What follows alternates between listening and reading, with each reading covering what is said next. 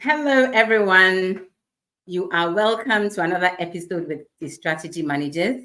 Thank you for tuning in. So grateful for all the new viewers. If you are new on this channel, this is the Strategy Managers. I'm so excited about this episode today, Navigating Land Ownership in Ghana. Today, we have an expert with you. I'm so excited about it because we know that land ownership and everything that comes with it really underpins every investment that we are making when it comes to property. And of course, just if you join in, let me know where you are joining us from so you can send in your comments and then I can give you a shout out. Thank you for joining in. So, the strategy managers, just something little before I bring the expert on about the strategy managers is we are into sales of property in Ghana. And then also, we also help you to access mortgage, access right information to get mortgage in Ghana. So yes, you can contact us. I'll be putting our contacts on as we go along. So yes, let us know where you are joining in from and share the link. Don't leave it for just you to enjoy it. This is Navigating Land Ownership in Ghana. And if you are someone who is also watching later, then you are welcome. Just make sure you watch to the end so that you can learn a lot. So without wasting time, I'm going to bring in the expert. Are we ready? From Land Commission. And I'll introduce him very quickly.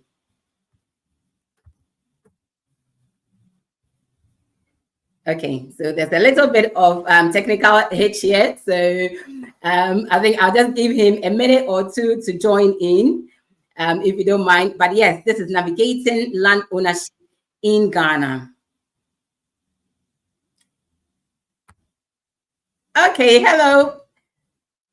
Hi. Timothy, are you ready? Okay, so let me just briefly introduce him. So this is Timothy Anyidoho. I hope I pronounced it properly. Yes, please. Yes, and he is the acting regional lands officer, Greater Accra Region Land Commission. You are welcome. And let me tell you, people, he is so busy. In fact, I thought I needed to do fasting and prayer to get him on board today. So please help me to welcome him. And we know that he has all the nuggets in here for us.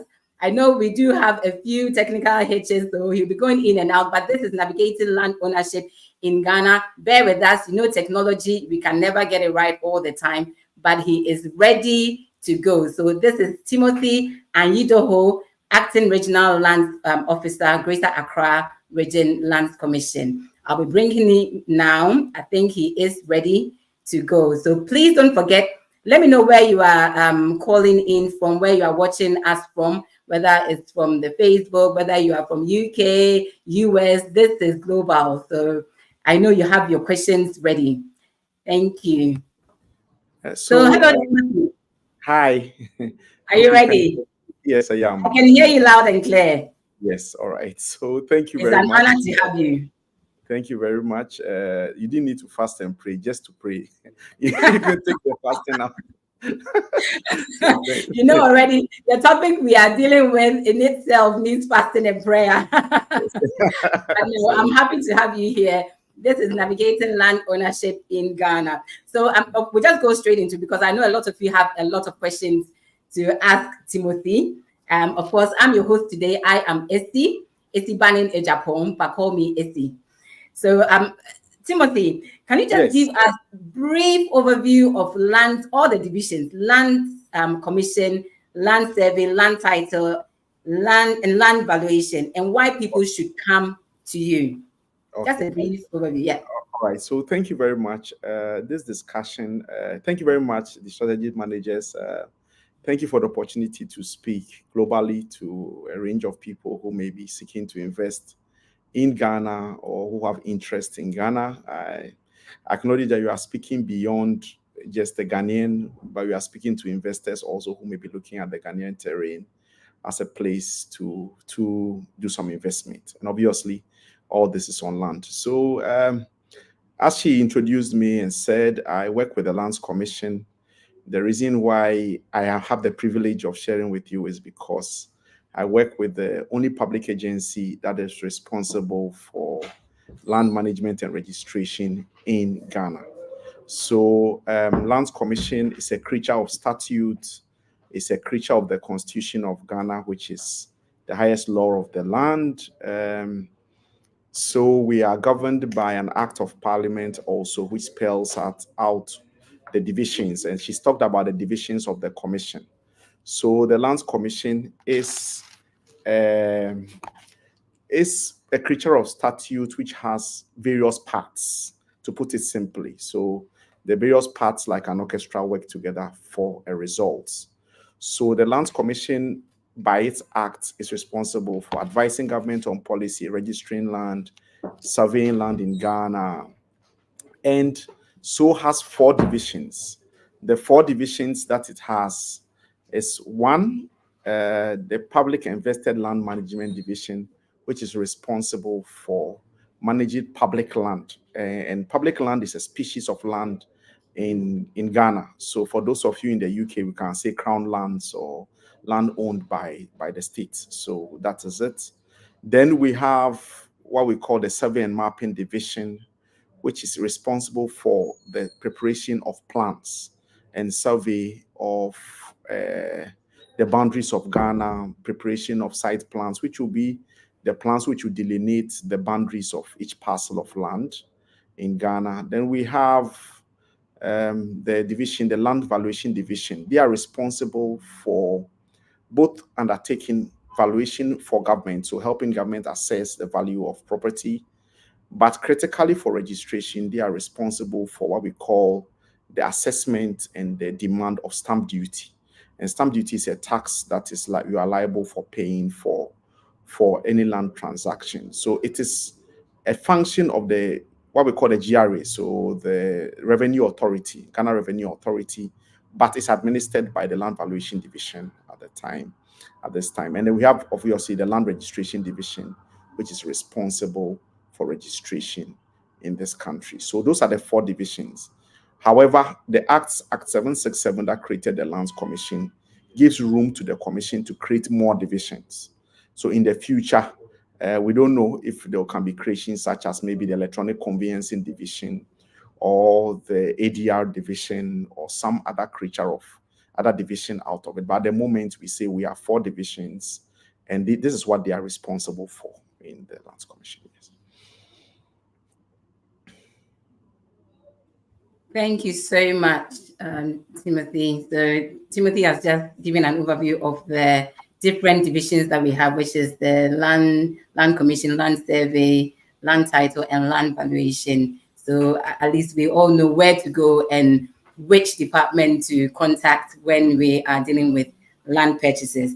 But I'll go straight into the questions, and just also to let the audience know that you can send in your questions at the appropriate time. I will be asking these questions to Timothy to answer. If you are not able to answer every question here, definitely we will just email. I'll put the email across so that you can send in the email with your questions later, and it will be answered to you. Thank you. So I'll go straight to the next question, really. So can you outline the correct process individuals should follow when purchasing land in Ghana to ensure legality and security? Basically, what advice will you give people buying land in Ghana? Okay, so the advice will have a twofold, what we call the formal structure. So I will tell you, so you've seen a parcel of land or you've seen an advert on a parcel of land you want to purchase in Ghana. Like every other thing, you have to be sure that the person who owns it claims he owns it. One of the biggest problems we have in Ghana is that once people see an advertisement or see people claim they own land, because people are in other jurisdictions, they assume that the regulators have checked them to be sure they have the right documentation over those parcels of land before they do the advertisement. So people just follow what it is, purchase it, and proceed. But the right thing to do would be, one, ask the person who says it is for them for a site plan. The site plan will be a piece of paper which has a parcel of land drawn on it, which will show us the coordinates of that land as it appears within the country of Ghana. Then that site plan becomes a basis for a search. As I've described, Lands Commission is responsible for registration in Ghana. So therefore, because please, I'm on. Okay. So on what will have happened is that you use the site plan as a basis for a search. That search would give you the idea of if anybody has registered that land before. That is what it is for. Once that result comes out, you should then be advised whether the person has a claim to that land or he doesn't have a claim to that land. That would be the formal bit. The second bit would be for you to get somebody who is in situ, maybe a professional or somebody who is here with us in Ghana, to do what we call the ground trooping, to be sure whether the site even exists as it is and whether there are no evidences of any potential litigation on the site. For those of you in the diaspora, that becomes a difficulty. So the advice will be to engage some professional who may be able to do all what we need to do, both the paper checks and the ground checks, and we'll be able to carry it on. Yes, please. Okay, thank you. So in saying that, so can I think the follow-on question will be, so is there a way for those in the diaspora, is there a way to check documentation process you have started in Ghana online? Yes, so there's a online services.lc.gov.gh, which is one of... Let me get that and then I'll put it online. So, okay, so it's online services.lc. Online services. .lc. .gov.gh. .gh. Okay. Yes. So that's we are trying to go digital. So that's one of the sites that you can go on, yes, in order to track your applications. But be mindful that some of the applications have been in a paper environment for a long time. So you may not get all the reference that you want from that, but it's a start point. If it's something that you submitted, especially between the years of 2015 till date, you may have the required references to make the inquiries that you have to make. Yes, please. Thank you. So we have the link here if you want to check your documentation process online. But as Timothy said, it's not always possible to get everything there if it's been in process for a long time. So it's always good to get in contact with the reliable divisions, right? Yes, please. Okay, great. But the other question too is, how does the land ownership system work in Ghana? In terms of, okay, maybe I should ask you, how can individuals verify the authenticity of land documents presented to them during a purchase? For example, if I bought a land from a school, a couple, SCEN, or the government, how will I know I have got all the principal members to sign? Okay. And who are the principal members? So I know it's a lot of one question. Yes, but all the person is asking is how can I verify ownership? And it would be easy to say it's easy to do, but in Ghana it's a bit complex. It's a bit complex because there are two challenges. One, the role of the people who have the ownership is not with the Lands Commission. So for instance, if it's a stool, the House of Chiefs will have the role of chiefs, would have the confirmations, and Lands Commission may have some information concerning that. Now, the person asking the question asks, what about the principal members? He's trying to say that if it's family land and the person is acting as a family head, he must give it in concert with the principal members. So how do you determine if the people who are signing with him are the principal members of the family? And that's one of the gray areas that leads to a lot of litigation. If it's a stool, then it's with the principal elders. The role of who the principal elders are in the stool are not in all cases with the commission. They are with other bodies, such as the House of Chiefs and all that. So the advice will be simple. If you are in the diaspora, you are not here. If you engage a professional who, either a surveyor or a lawyer whose professional indemnity is at stake, then he would have to go ahead and do all these checks before he advises you on whether to buy or not. More often than not, people are in a hurry to buy based on the information that they think they have seen and trust.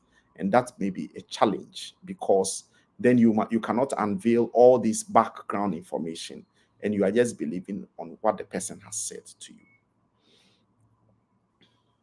Okay, thank you.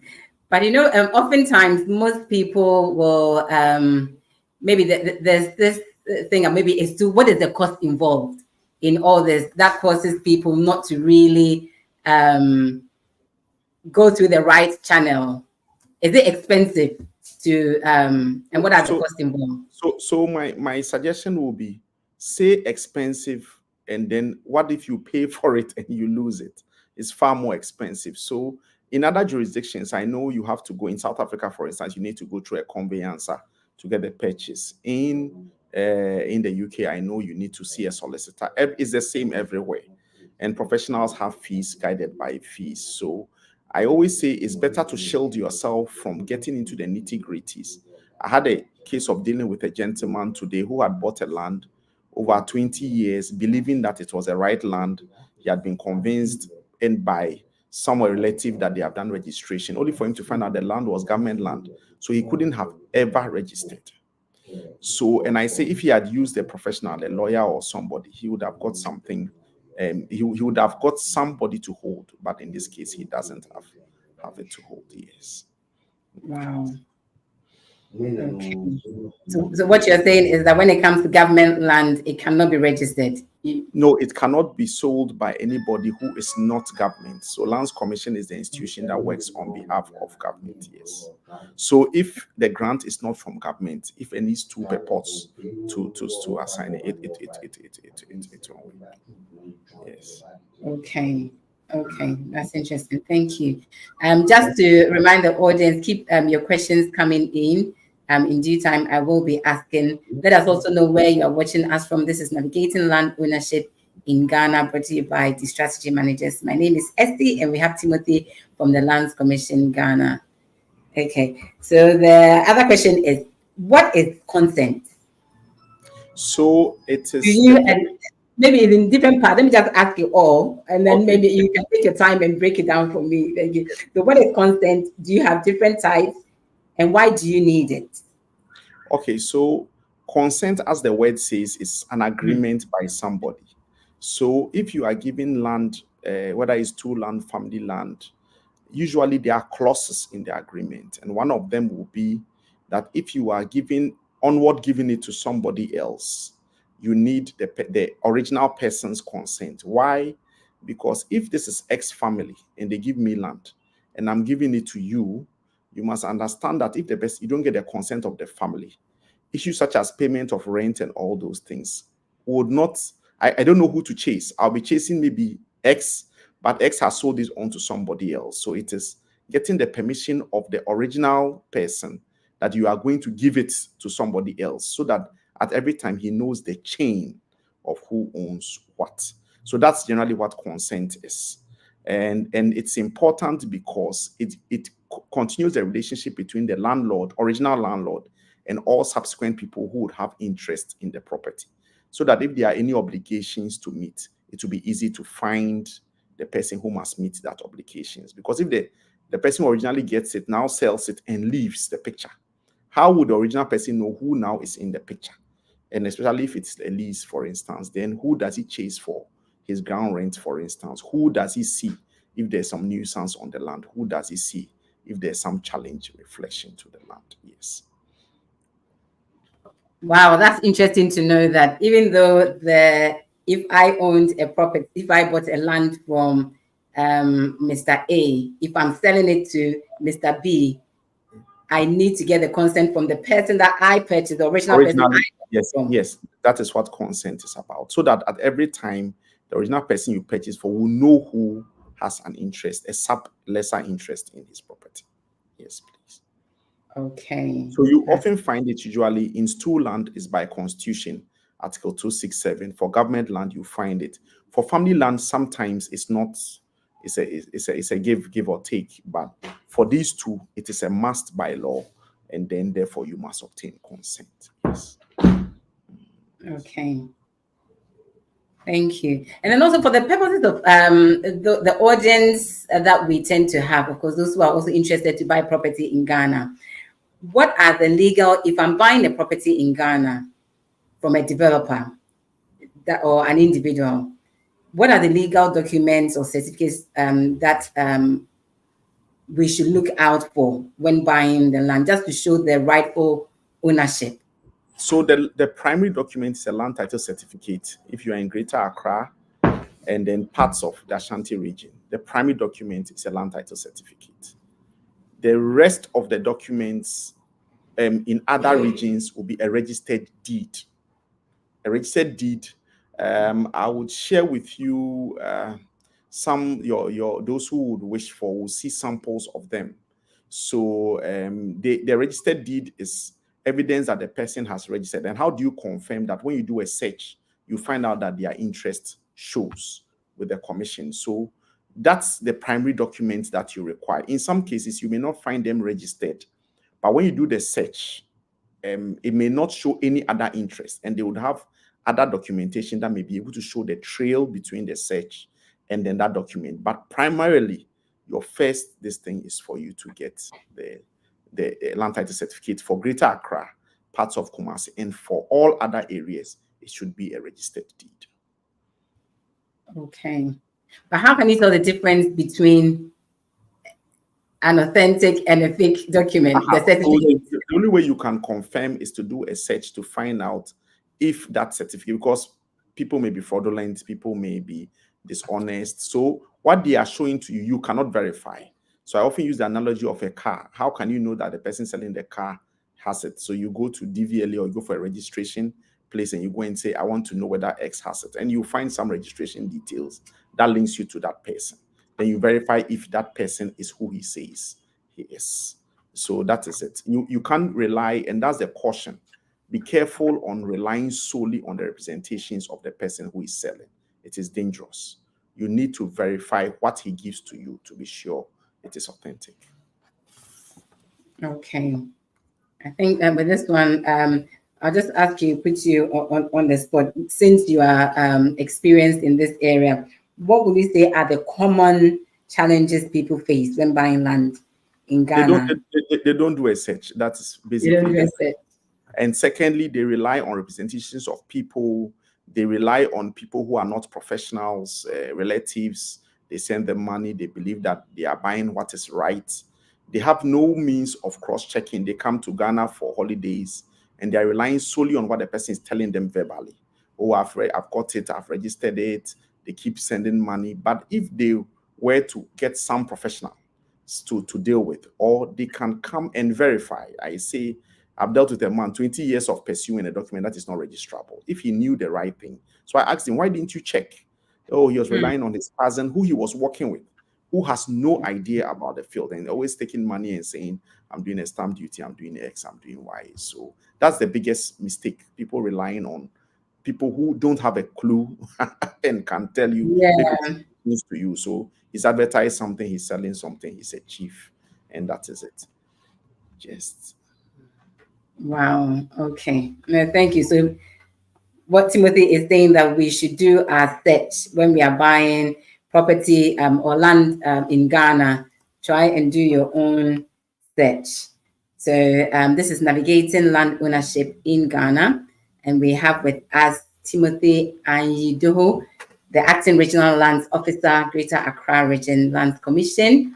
So if you just joined us, he's giving us brief overviews of the different divisions within the land commission, which is the land survey, land title, land valuation. So yes, you can also, if you are also re-watching this video, start it to the end, because there's a lot of nuggets that Timothy has provided to us. So thank you so much. And I believe, please keep your questions coming in. I'll do my best. I know we have a few minutes to go. This is not very long. But the next question that I will ask is, if you buy a land or property in Ghana, please explain the interest or lease you will get as a full Ghanaian or foreigner. And also for a couple where one is Ghanaian and one is a... So let me start and break it down. So there are 3 categories you said. In Ghana, you are a Ghanaian. We don't have a full and a half Ghanaian because we accept dual citizenship. So once you are a Ghanaian, you are a Ghanaian. So you enjoy the fruits of. So in Ghana, our constitution has a limitation on non-Ghanaians. So and the maximum term you can get is 50 years, 50. 50. Yes, and that's in Article 266 of the Constitution. However, the Constitution didn't clarify if you are married, if you married a non-Ghanaian, for instance, and you want to own a property jointly. So Land Act 1036 of 2020 gave us further clarification. So it says that if you are a Ghanaian and you marry a non-Ghanaian, you cannot use that to circumvent the 50 years. Both of you now will be limited to 50 years. So you can still not get more. So it's only a Ghanaian, and I say a Ghanaian, whether it's a dual citizen or it's a Ghanaian, it's a full Ghanaian, as they will say, it's only they who can get more than 50 years. There is no, the cap on the number of years you can get, whether you are Ghanaian or not, is in, if you want to do, for instance, poultry, the act says you can get a maximum of 25 years. If you want to do tree crops, you can get a maximum of 50 years. That's if you want to do ranching, you can get a maximum of 50 years. So the restrictions on the number of years you can get may be what you want to put the land to use for, or whether you are Ghanaian or you are not. And if you are not Ghanaian, then you're on the road of 50 years maximum. So it may be 30, it may be 40, it may be 45, it may be 49 plus, but it can't be above 50 at any particular time. That doesn't mean if the term expires, you cannot ask for a renewal for another 50 years. But at any particular time, you can have a maximum of 50 years. Wow. Okay, thank you. So if you are Ghanaian, you can get a bit more than the 50 years. More than 50 years, it may be 99. People have heard 99, 50, 70, 65. It's up to the negotiation between you and the person selling to you.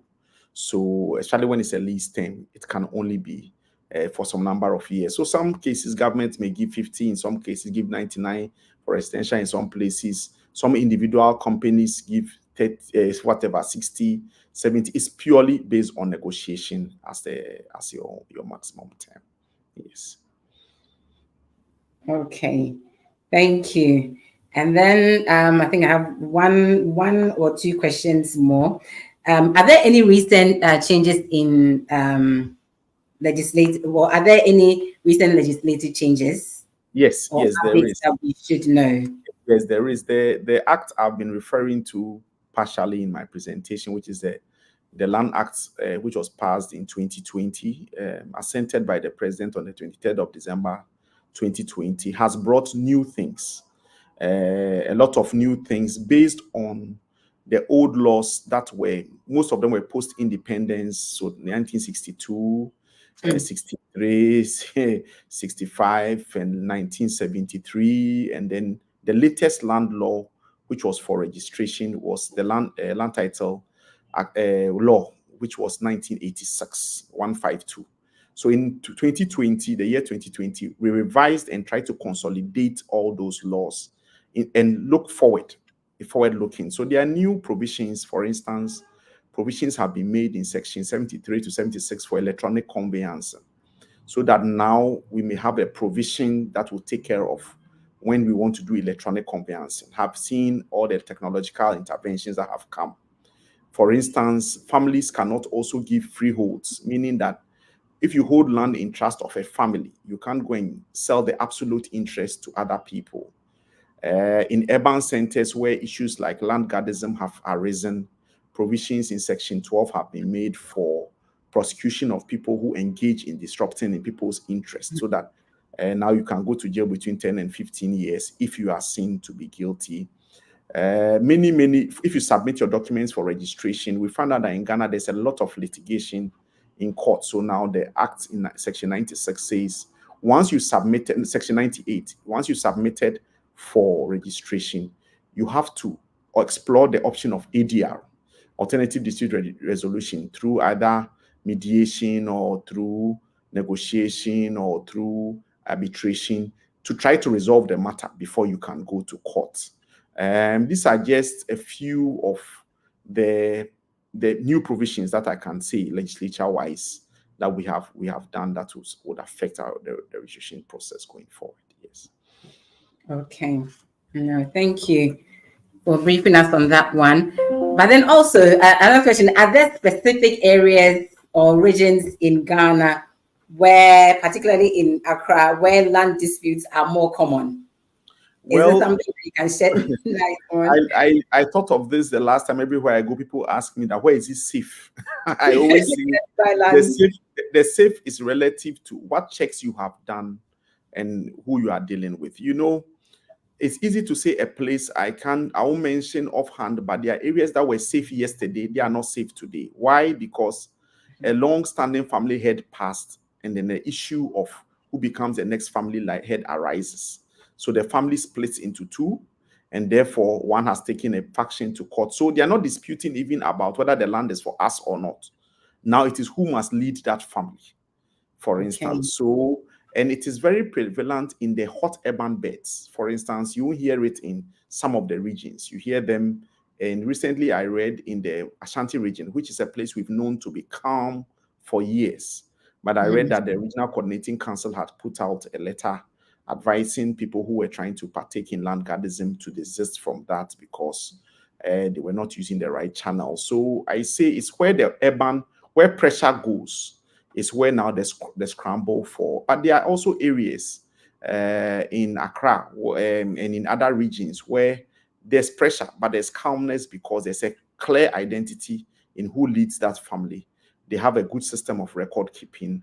When they sell land to you, the records are kept well. If they want to deal with you, they know how to deal with you. So I always say, not getting into trouble is because you did the right steps at the beginning. And you didn't act on assumptions, and then you entered into it. So the urban centers, always be careful. That's what I see, because of the pressure for land in the urban centers. Pressure for land. Yes. Okay, so I know Timothy is being very diplomatic. He doesn't want to mention the specific areas where you have land litigation. Oh, it is not wanting to say, but litigations are to be solved. Tomorrow they may be in court and a winner may be declared, and it will look as if we don't buy in that area. So I'm very careful not to mention. Problems come up everywhere. Places where everywhere are not cool today, places are cool today, will not be cool tomorrow. And so just be careful. Once you can do your searches and do your cross-checkings before you enter into a transaction, even if problems arise, you have the right documentation to fend off people. Yes. Okay, thank you. And then I think I'll give you the last, but just to give us in general from your heart, what advice would you give someone considering buying land in Ghana? Anything that we haven't covered, whether for the first time or it's a seasoned buyer. So, Ghana's land tenure system is not as straightforward as you have.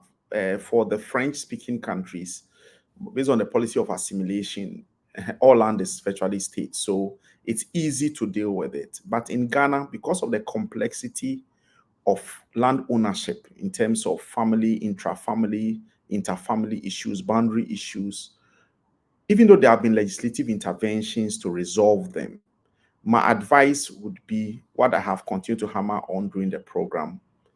When you want to buy, do your search. If you want to buy, engage professionals to do so. If you want to buy it, don't rely solely on the representations of the person who is claiming to sell to you. Make sure that you have cross-checked everything that he's done. If it's searches you want to do, they are the right channels. Don't rely on middle or third parties who are non-professionals to advise you on land acquisition. Every jurisdiction, they'll tell you that land is such a complex commodity that you must engage a conveyancer, you must engage a solicitor, you must engage a surveyor to be able to lead you navigate the processes. If you get that professional, then you can, yes, to come at a price, but at least you have somebody to hold if things go wrong, especially because you are not in the jurisdiction and therefore you cannot do the legwork that is required. And always make sure that you see the right documentation. And I've explained to you what the right documentation would be, either a land title or a deed, a registered deed, before you proceed to purchase. People will tell you, I'm in the process of registration. They will show you evidence that they've started, but what they can't guarantee you is whether that process is going to go right. And that is a difficulty. And I think people should be wary of that. Okay, so it's always best to wait for the documentation to be completed. Yes, please. Before you go ahead. Yes, please. Okay. I thought the questions were done, but I think I have about 3. Yes, fine. Coming in. Okay. So it says that is land guard legal in Ghana? It is not legal. In fact, it's a term that is coined out of people having challenges and wanting barely strong men to protect their property. So it's just a nickname. I refer to Section 12 of the Land of Act 1036 that describes it, that even that the heading is not land guardism, it is interference with people's interests. That is what the general title is. But we knew what we were targeting at resolving, which was those who interfere with people's interests. That is why I said earlier that when you do that, either you instigate it by financing that person, or you are the person involved in doing so, or you are the person encouraging the person to do so. The law has bundled all of us into one basket, that you'll be liable for prosecution if you go and intervene in somebody's interest without a cause. So I have my land title certificate, you just jump on it, you start running around getting people to force me off it. And I'm beginning to see, follow the news, and you see people being prosecuted for it as time goes on, because this law is new.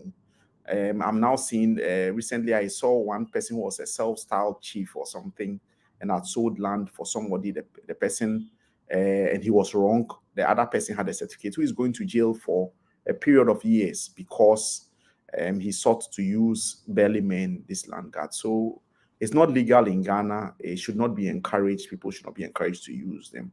We should look for the legal means, such as other courts or something, to resolve them rather than to use those people. Thank you. At least it's good to know that the government is doing something about it. So, okay. So the other thing too is, can you register after your lease is over? No, once your lease is over, you have no interest to register. So if your lease expires, so I'm gleaning that the question is, they gave me a lease for 50 years and the 50 years has expired, then you have nothing to register because the lease document will have a number of years that you have to hold it for. So if those years have passed, then what do you have to do? You have nothing to do. So that is it. So in that case, what happens? So you have to go back. So it's in the Act 1036. That's one of the innovations that we've done. We've guaranteed renewal if you are Ghanaian. We've guaranteed renewal if you are an indigenous of a particular customary area. If you're a foreigner, you are still renewed. You still can get renewal if it was inserted in your lease, the lease that you entered. So you have to go back and renegotiate with the family or with government or whoever gave it to you. You have to go back to them and negotiate for new terms and an extension of the lease. So are you saying that if I'm buying a land now, yes, and is it always good to negotiate it in? Okay, if I have 50 years coming for the entire lease, can I negotiate to have it in the clause or in the agreement that I can renew it? Yes. So now the law has said if you are not a Ghanaian, you have to negotiate and make sure it's in the document to guarantee you renewal. But if you are Ghanaian, even if it's not inserted in the document, the law implies it into your document, what we call an implied covenant. Yes, so the law gives that only the renewals are not free. They are they will be negotiable. So you need what estate valuer, valuation and estate surveyor, who we call a valuers or an appraiser in certain jurisdictions, who would estimate what the values are as a basis of negotiation. And then you negotiate with the landlord. If we all come to the rights, then you can then go ahead and then do the registration. Yes. Okay. Yeah, thank you. And another question too is, if you're buying a property from a land from a married couple, do you need consent from both? Yes. This is also a new thing that we've inserted. So sections 38, 47, 97, 4 all speak to the fact that if you marry, from the day you marry, if you acquire property for a valuable consideration, the law presumes it's owned by both parties. Okay, so even if your Even wife, if the name is not, yes, or even if the husband's name, you said wife, so let me speak for the husband. Yes, and husband as well. Husband's name, yes. So the law speaks spouses. So there's a presumption that is for both of you, unless the document, a contrary intention is shared. That's what the document says. So if you people don't intend it to be so, you should let it. If you owned it before marriage, then it won't be dragged into the marriage. If it was given to you as a gift, also it will not come under this presumption. But once you acquired for valuable consideration from December 2020, then there's a presumption from the date you married going forward that anything you acquire is presumed. If that is the case, then if you want to sell it, then you need the consent of the spouse before you can assign. So that means that anytime we are purchasing a land from individuals, if they are married, we should ask the question. Yes. So now when you are coming to register, the forms we are designing for registration will reflect those questions, so that once we have those questions, when it's time for transfer, we can refer to them and say, you acquired a property in 2022. You indicated to us on your form you married in 2020. That means you were married to Mr. A or Mrs. A. Then we need Mrs. A's consent before we can proceed. Okay, so it will not even be processed without the consent, as long as you are married and it's within that. Yes, please. So unless there's some, I say it's a presumption, and law presumptions can be rebutted. So maybe, yes, you were married, but the intention was that you owned the property alone. Yes, you were married, but there was evidence of years of separation where both of you were not together. But we'll leave the courts now to determine whether or not that consent can be obtained or not. Wow. Thank you so much. I think you've given us a lot of nuggets. Okay, I know Evans is saying that my question is too lengthy. I have to email him. So yes, I'm sure this is a real life situation. So I'm very, very sure. He said he cannot type it now. So Evans, you can send it. No matter how long it is, he should just send it, and then we'll look at it and break it down and give him some exactly. So please do send in your questions. I think we are over time. Thank you so much, Timothy, for your information. Timothy is also a senior lawyer, so every information he's giving you is coming straight from the legal perspective, and you cannot get it wrong. We thank you so much for your time. For those who just joined in, it is so hard to get Timothy, so it is a privilege to have him and have his time with us. Please do share. If you are watching it later, then yes, watch from beginning to end. Thank you. And I think we can, unless you have anything we have missed out. No, just to thank you for the opportunity. And if the questions come in, even after this, we are ready to help in the answers and help people understand what they must do. So thank you for the opportunity, and all those who had made the time to listen or who make the time to watch in the future. Thank you very much. Thank you all for joining in as well. Do appreciate you. Please do subscribe. Go to Instagram and follow us, The Strategy Managers. That's how it's spelled, DE Strategy Managers. We're on YouTube as well. Please do follow as well and send in your comments. Do like so that we can bring you more. At least we try to bring new information. We are committed to equip you with information to really help you to invest profitably in Ghana. So thank you for joining in. Look out for more seminars coming your way. At least every month we try to bring something different for you, being it whether to do with the land or acquiring properties as well. And if you want properties in Ghana, please do contact us as well for all types of developments. Thank you for your time and see you in the next video or in the next episode.